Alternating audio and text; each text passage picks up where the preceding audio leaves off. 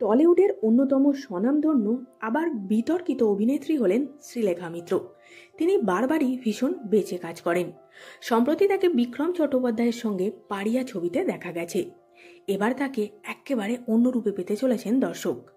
মাথায় সোনালি ব্যান্ড, পরনে খোলামেলা পোশাক, এই বেশেই বেশ কয়েকটি ছবি শেয়ার করেছেন তার সোশ্যাল মিডিয়ায়। বাপ্পা পরিচালিত আগামী ছবি নেগেটিভে শ্রীলেখাকে আইটেম গার্ল হিসেবে দেখা যাবে।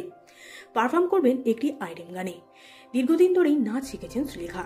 কত্থক ও ভারতনাট্যমের মতো নাচও শিখেছেন তিনি। পর্দায় আইটেম নাম্বারের অফার পেয়ে প্রথমেই অবাক হয়েছিলেন শ্রীলেখা। প্রথমে কিন্তু করলেও পরে রাজি হয়ে যান পরিচালকের প্রস্তাবে। গানটা বেশ মনে ধরে শ্রীলেখার। শ্রীলেখা জানিয়েছেন এই আইটেম নাম্বারটি তার কাছে ভীষণ চ্যালেঞ্জের ছিল। শুটিংয়ের সময় নাকি একবারও গিয়ে মনিটর দেখেননি তিনি, কেবল একভাবেই শুটিং চালিয়ে গেছেন।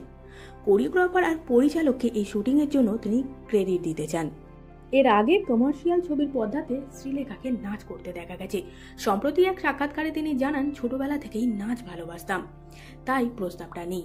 তিনি আরও জানান, এই আইটেম গানে তার লুক এবং স্টাইলিং কেমন হবে সেটা নিজেই অনেকটা ঠিক করেছেন তিনি। এদিন সোশ্যাল মিডিয়ায় এই লুকে একাধিক ছবি পোস্ট করে ক্যাপশনে লিখেছেন, শ্রীলেখার চ্যালেঞ্জ।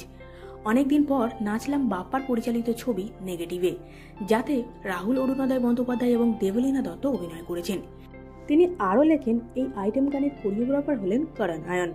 আমার সকল নৃত্যশিল্পীরা আমার থেকে অনেকটাই ছোট ছিল, তাই এদের এনার্জি লেভেলের সাথে নিজেকে ম্যাচ করাটা খুবই কঠিন ছিল। কিন্তু এই চ্যালেঞ্জটা নিয়ে দারুণ লেগেছে শ্রীলেখা মিত্রের। সম্প্রতি এক সাক্ষাৎকারে এমনটাই জানান শ্রীলেখা মিত্র। প্রসঙ্গত, শ্রীলেখার অন্যতম প্রিয় সহ অভিনেতা প্রয়াত অভিষেক চট্টোপাধ্যায়। প্রয়াত অভিষেক চট্টোপাধ্যায়ের সঙ্গে একসময় চুটিয়ে কাজ করেছেন শ্রীলেখা।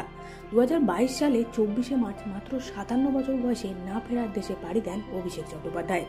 শ্রীলেখা তার প্রাক্তন সহকর্মীকে নিয়ে স্মৃতিমেদুর পোস্ট শেয়ার করেছেন তার সোশ্যাল মিডিয়ার পেজে। 2008 সালে অর্জুন চক্রবর্তী পরিচালিত টুয়াইলাইট সিনেমাতে শ্রীলেখা মিত্র এবং অভিষেক চট্টোপাধ্যায় একসঙ্গে একটি ডান্স নাম্বার করেছিলেন। সেই গানের কিছু ছবি পোস্ট করে আবেগঘন হলেন শ্রীলেখা। ভিডিওটি ভালো লাগলে লাইক করতে ভুলবেন না। বিনোদন জগতের এরকমই নতুন আপডেট সবার আগে পেতে চ্যানেলটিকে সাবস্ক্রাইব করে সঙ্গে থাকুন।